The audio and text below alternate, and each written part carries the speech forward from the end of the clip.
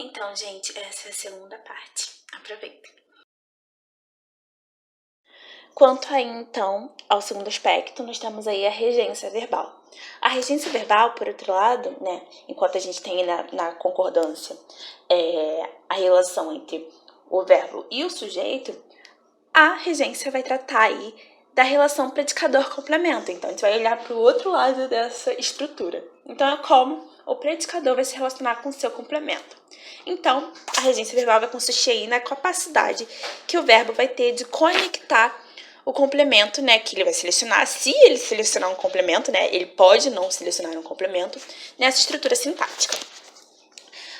Como ele seleciona esse complemento? Através da noção de transitividade verbal. Então, é a transitividade verbal, né, que vai permitir que a gente perceba qual é o tipo de seleção, né, que esse verbo faz. Se ele é um verbo que seleciona ou não um complemento posterior.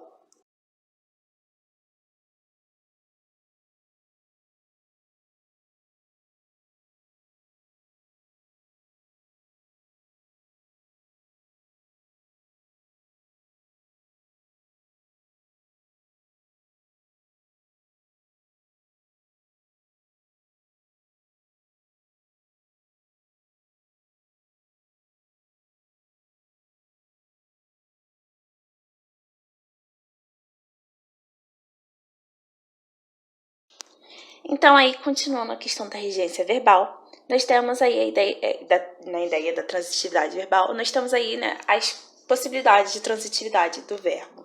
Então, o verbo pode ser intransitivo, ou seja, quando ele não vai selecionar um complemento, como é o caso do ele andou pela cidade, ou pela cidade aí ele vai ser um adjunto, né? Ele não vai ser algo que o verbo necessariamente seleciona. Quando a gente fala ele andou, você não sente, você consegue entender a completude da ação, você não precisa de algo que te ajude a completar, a entender essa ação, além disso, né? Então, ele não vai exigir aí um complemento. Transitivo direto é quando o verbo vai selecionar um complemento, ele vai precisar de um complemento para que se entenda de fato o que está acontecendo naquela ação, e ele consegue conectar esse elemento sem nenhuma intermediação. Então, ele por ele mesmo, né, sem precisar de nenhum outro elemento, vai juntar, né, o seu complemento a ele. Então, como é o caso aí do você encontrou o seu amigo, né? O seu amigo é complemento de você, de encontrou. Então, como a gente percebe? A gente pergunta aí pro verbo. Eu encontrei. Você fica para você ter o contexto completo, você precisa entender o que foi encontrado, né? Esse encontrou vai te trazer a necessidade de pensar, né, o que foi encontrado, né? Então, algo, né, alguém, né, encontra algo. Então, aí a gente percebe um exemplo de transitividade direta. Então, nesse caso aí, a gente vai ter... Você não vai ter aí nada que conecte. Desculpa, gente. O verbo, né, vai selecionar e conectar sem nenhum problema, né, sem precisar de nada a mais seu complemento.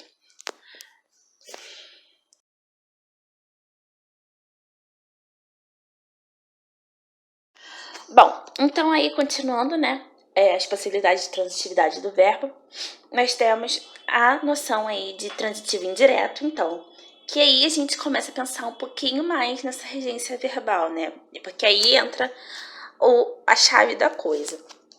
Bom, quando o verbo seleciona, mas ele não consegue conectar o seu complemento, né, sem precisar de intermediação, quando ele vai pedir a alguém ali, ele vai precisar ter a sua ação completa através desse complemento, mas ele não vai ter essa potência, né, de conectar.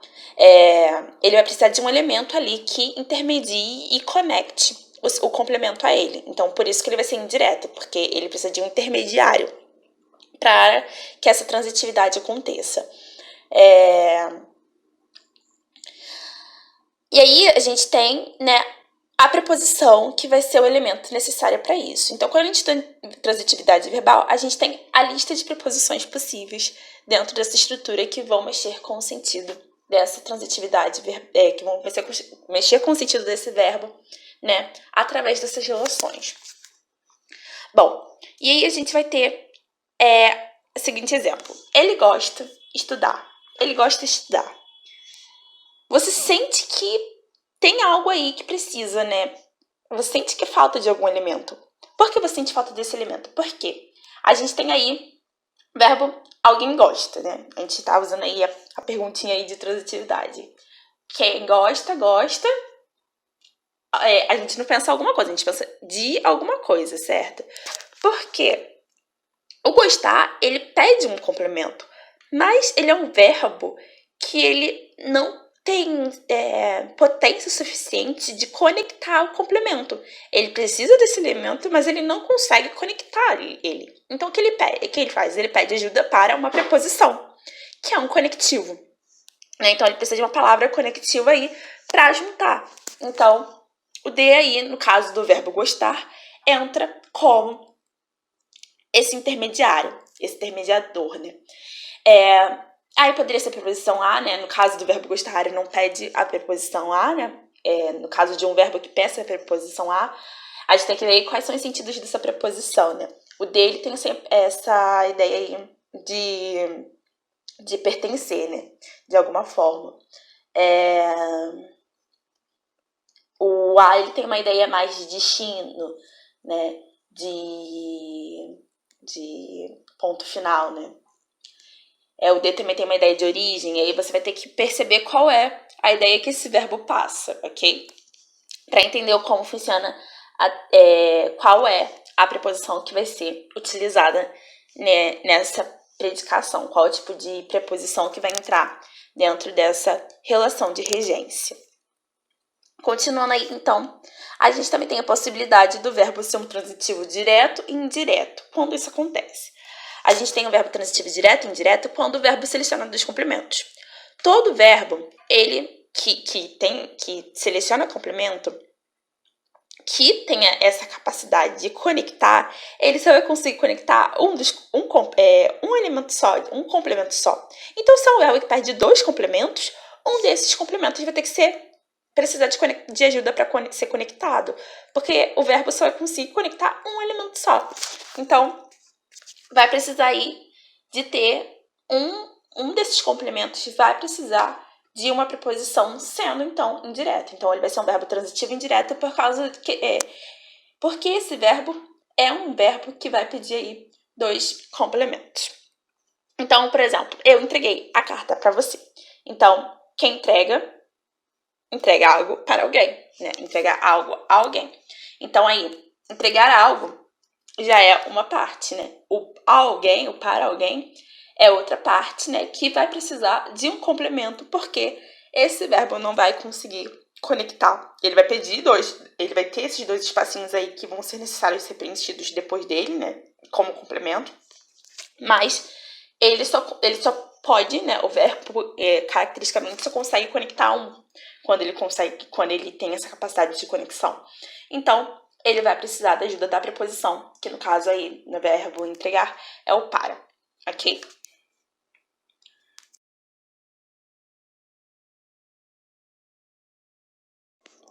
Bom, por fim, tratando aí da regência verbal, né?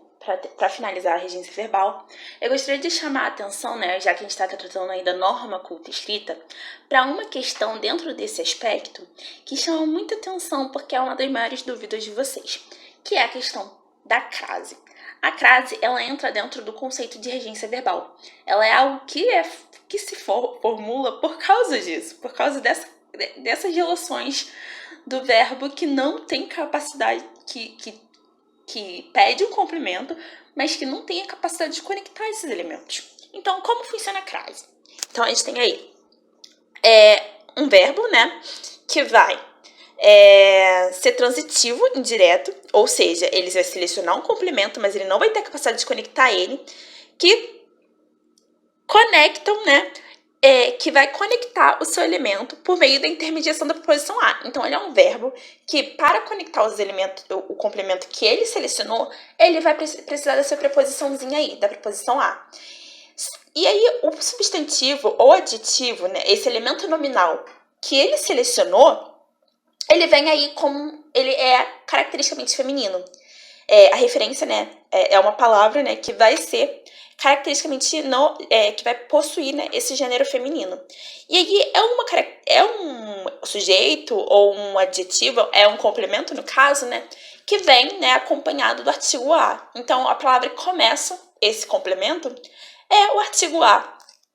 Então o que acontece? A gente tem um a que é escrito, pronunciado, representado pela mesma letra. A gente tem aí duas palavras, né? A gente tem a palavra a e o artigo a são duas palavras diferentes, mas escritas, faladas, representadas pela mesma letra. Elas são homófonas. E quando a gente tem esse caso, a gente tem um fenômeno da língua que é juntar. A gente vai juntar essas duas palavrinhas como se parecesse uma. Mas a gente precisa marcar que isso não é apenas uma palavra. A gente precisa mostrar que são duas palavras que a gente juntou ali porque são exatamente iguais. Na hora que você falar, você não vai falar a, você vai falar a apenas. Você não vai fazer isso duplicado. Então, como a gente marca isso na norma culta escrita? A gente marca isso através desse acento grave, né? O acento grave aí vai representar essa união.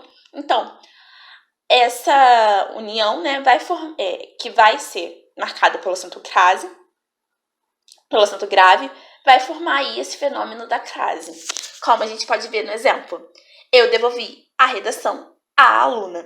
Então, a gente tem aí o ato de devolver, que vai ter um destino, né?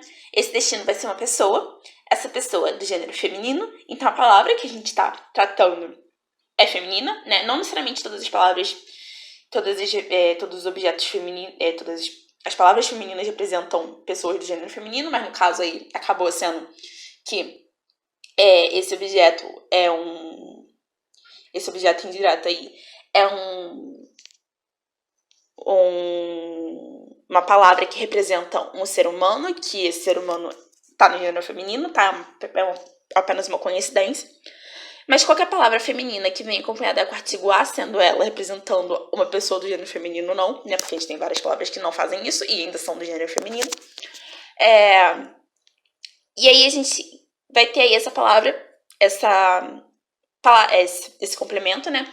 Que deveria vir com um artigo e uma preposição. Só que como isso acontece, né? Como a gente tem a junção aí de dois azinhos que são exatamente iguais, a gente junta eles, coloca um acento grave e mostra que aí são dois elementos juntos. Ou seja, uma crase, ok?